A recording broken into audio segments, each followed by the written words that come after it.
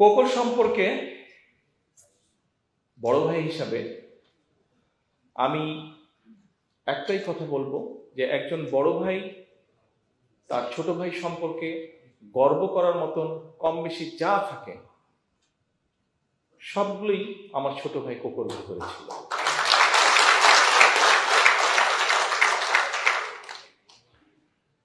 Cocoa একজন sportsman ছিল, একজন প্লেয়ার ছিল, একজন ক্রীড়াবিদ ছিল।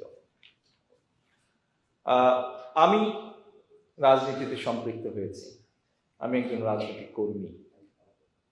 কোকো ওর অবস্থান থেকে চেষ্টা করেছে বাংলাদেশের ক্রীড়া ব্যবস্থার জন্য যতটুকু অবদান রাখা সম্ভব সেটি করার চেষ্টা করেছে।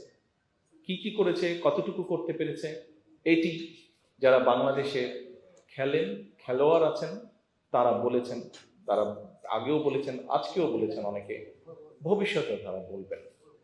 এবং যতটুকু বলেছেন আমি তাদের সকলের কাছে কৃতজ্ঞ। ততটুকু থেকে একটি জিনিস প্রমাণিত হয়, কিছু হলেও ভালো কিছু কোকো করেছে বাংলাদেশের ক্রীড়া অঙ্গনে।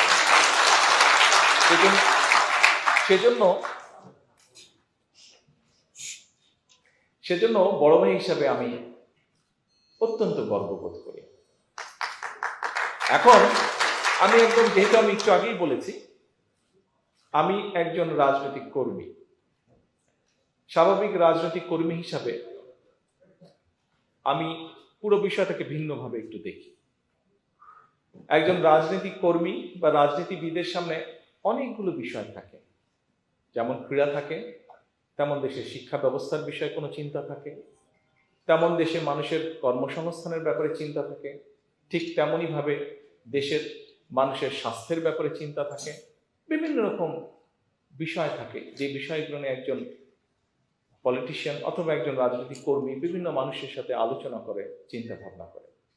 আজকের এই অনুষ্ঠানটি যেহেতু খেলাধুলাকে নিয়ে, এই অনুষ্ঠানটি যেহেতু কোকোকে নিয়ে, এই অনুষ্ঠানটি যেহেতু ক্রীড়া অঙ্গনকে নিয়ে, এখানে যেহেতু ক্রীড়াবিদ অনেকে উপস্থিত আছেন, খেলোয়াড় উপস্থিত আছেন, যদিও এর বাইরে কিছু রাজনৈতিক কর্মী এখানে উপস্থিত আছে, আমার মনে হয় মোটামুটি সমান সমান বোধহয় হবে ঘরের মধ্যে যারা আছেন।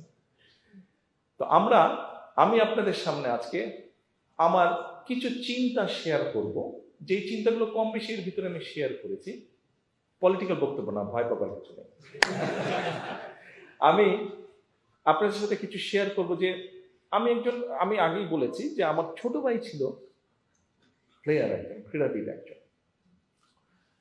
আমি তা না, অনেক কিছুর সাথে আমি বাংলাদেশের আগামীতে যদি ইনশাল্লাহ আল্লাহ রহমতে বাংলাদেশের মানুষের সমর্থন নিয়ে আমাদের দল বিএনপি সরকার গঠনে সক্ষম হলে অনেকগুলো বিষয়ের পাশাপাশি কিভাবে বাংলাদেশের ক্রীড়াটাকে কম বেশি সাজাতে চাই, অথবা কিভাবে বাংলাদেশের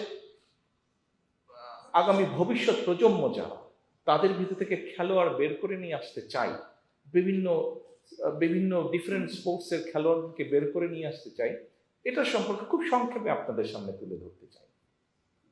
এখন গতকালকে বিকেলে আমিনুল আছে এখানে, ওর বক্তব্য একটু আগে আপনারা শুনেছেন। আমিনুল সহ আরো কয়েকজন ঢাকা থেকে এই অনুষ্ঠানে যোগ দেওয়ার জন্য এসে পৌঁছল।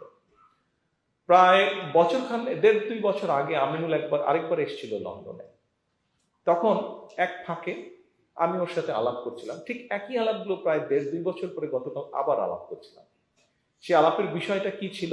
সেই আলাপের বিষয়টা ছিল, আপনাদের নিশ্চয়ই মনে আছে যে বেশ কয়েক বছর আগে, এখন এই মুহূর্তে বোধহয় নেই সেটা, কয়েক বছর আগে বাংলাদেশে একটি অনুষ্ঠান হতো, খুব সম্ভবত একটি টিভি চ্যানেল এটি অনুষ্ঠানটি চালু করেছিল, তোমাকেই খুঁজছে বাংলাদেশ, একটা অনুষ্ঠান হতো টিভিতে।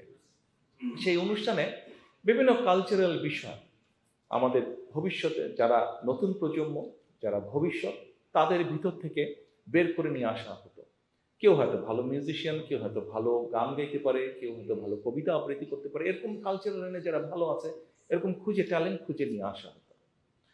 তা আমি আমিনুলের সাথে কয়েক বছর আগেও আলাপ করেছিলাম, গতকালকে আলাপ করছিলাম যে আমরা স্কুল থেকে, বিশেষ করে যদি আমাদের ভবিষ্যৎকে, আমি স্কুল কলেজ বলেছিলাম, আমিনুল আমাকে বলে যে ভাই আমরা স্কুলের মধ্যে থাকতে হবে, কারণ কলেজ হলে তারপরে করা যাবে, কিন্তু তারপরে কলেজ হলে একটা বয়সের একটা পর্যায়ে চলে যায়।